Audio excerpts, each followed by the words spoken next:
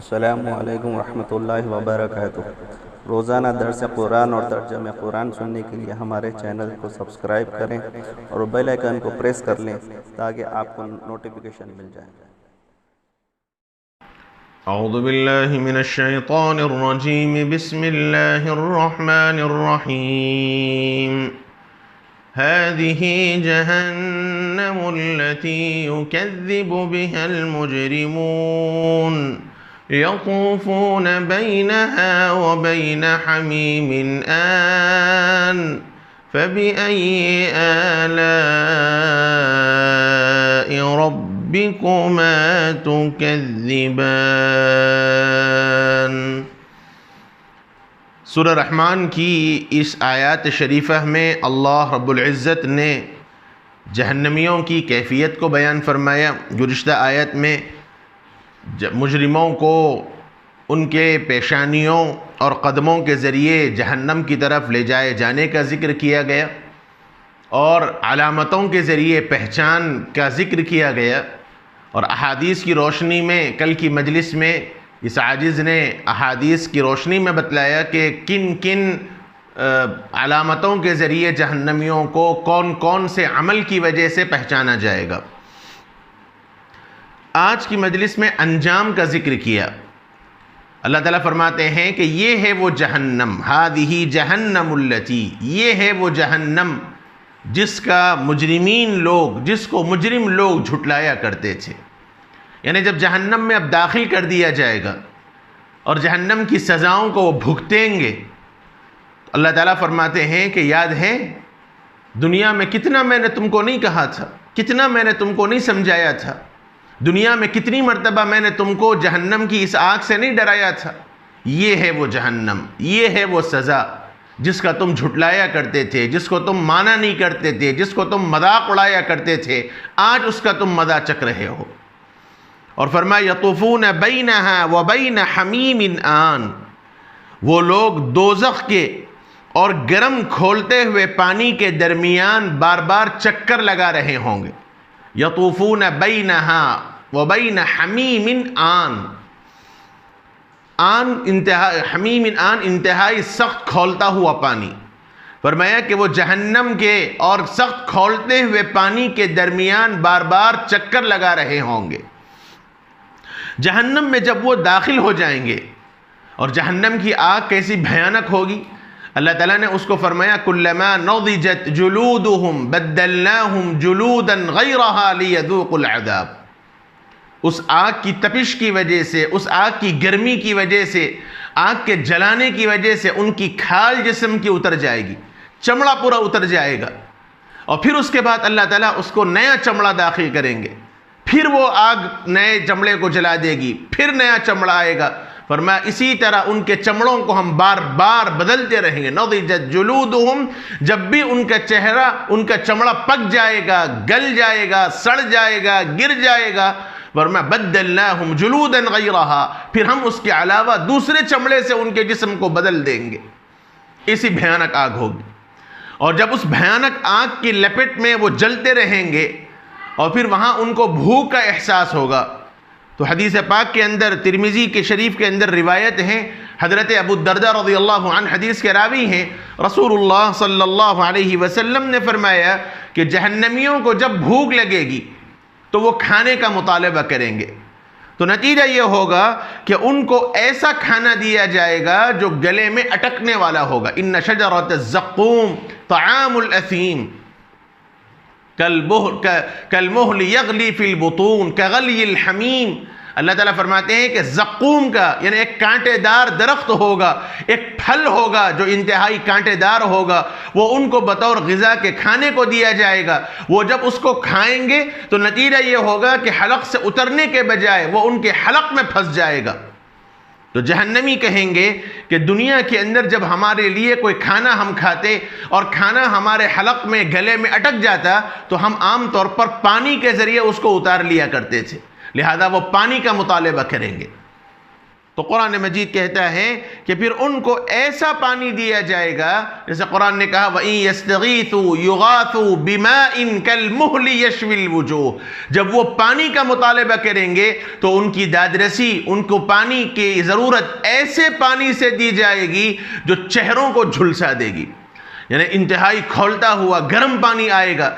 और जब वो पानी पीने के लिए हलक की तरफ उठाएंगे तो उसकी भाप की वजह से उनका चेहरा जल जाएगा। ऐसा भयानक और ऐसा सख्त पानी उनको दिया जाएगा।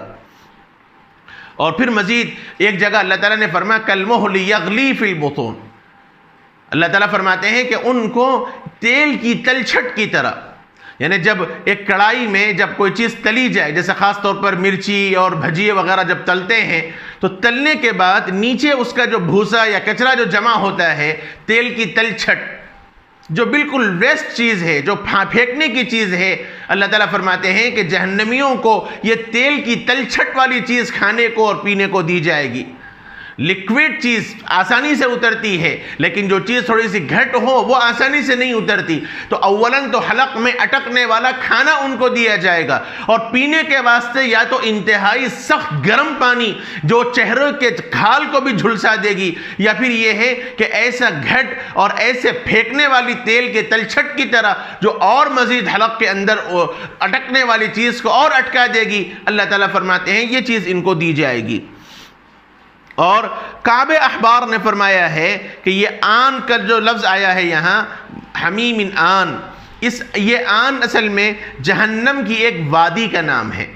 जहन्नम में कई वादियाँ हैं, कई टुकड़े हैं, जैसे जजीरा होता है एक टुकड़ा एक टुकड़ा एक टुकड़ा, इस तरह जहन्नम में भी कई टुकड़े हैं। और बाज़ टुकड़े इतने भयानक हैं, हदीस पाक के अंदर रसूलुल्लाह सल्लल्लाहु अलैहि वसल्लम ने फरमाया जहन्नम की बाज़ वादियाँ ऐसी हैं कि उस वादी से सारी जहन्नम की वादियाँ उससे पनाह मांगती हैं।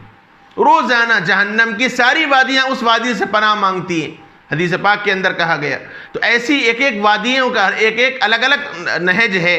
फरमाया कि ये आन जो एक वादी है, काबे अहबार ने फरमाया कि आन एक जहन्नम की एक वादी का नाम है जिसमें सारे जहन्नमियों का पीप और उनके जिस्म से निकला हुआ खून जमा किया जाएगा। जिस्म जल जाएगा तो उसके नतीजे में जो पचिश निकलेगी, जो पस निकलेगा, जो पीप निकलेगा, वो सारा पीप एक जगह जमा किया जाएगा सारे जहन्नमियों का। और जहन्नमियों को बेड़ियों में, हथकड़ियों में जकड़कर उस चश्मे के पास और उस जगह पर लाया जाएगा और उसमें उनको गौता दिया जाएगा। उस तेल, उस पीप के चश्मे के अंदर उनको डुबोया जाएगा और उसका नतीजा यह होगा कि उनके जिस्म के सारे आज़ा झड़ पड़ेंगे, उंगलियां गिर जाएंगी, सारे आज़ा निकल जाएंगे। फिर दोबारा उससे उनको निकाल कर फिर नए तौर पर जिस्म को लगाया जाएगा और यही सिलसिला बराबर उनको चलता रहेगा दायमी अज़ाब की शक्ल में। यही मतलब है यतूफून बैनहा व बैन हमीमिन आन, कभी जहन्नम में सज़ा दी जाएगी तो कभी इस आन के अंदर इनको लाया जाएगा। ये सज़ाएँ मुख्तलिफ़ किस्म की नौइयतों वाली सज़ाएँ दी जाएंगी। अल्लाह रब्बुल इज़्ज़त फरमाते हैं कि लोगों गौर करो, इतनी भयानक सज़ाएँ और इतना अंजाम तुम्हारे सामने बयान किया जा रहा है, क्या अभी भी अक़ल नहीं? क्या फिरासत नहीं? क्या समझ बूझ नहीं? क्या खालिक की तरफ तुम नहीं आ सकते?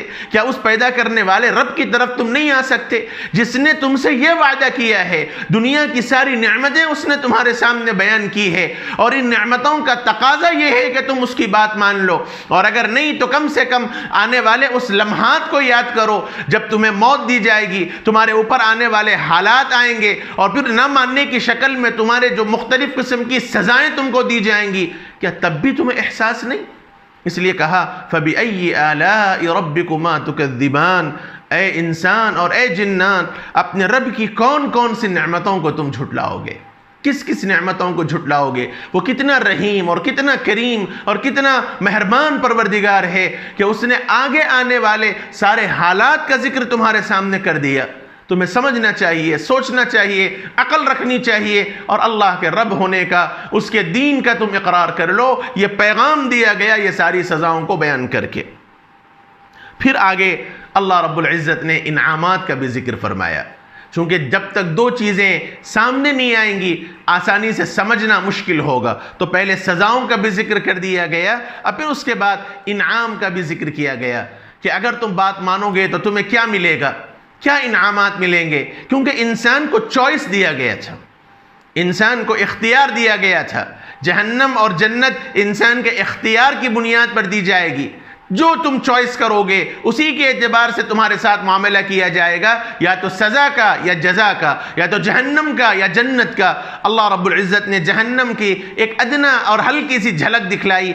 अब उसके बाद जन्नत और जन्नत में मिलने वाले इनामात का जिक्र अल्लाह रब्बुल इज़्ज़त ने अगली आयत में फरमाया।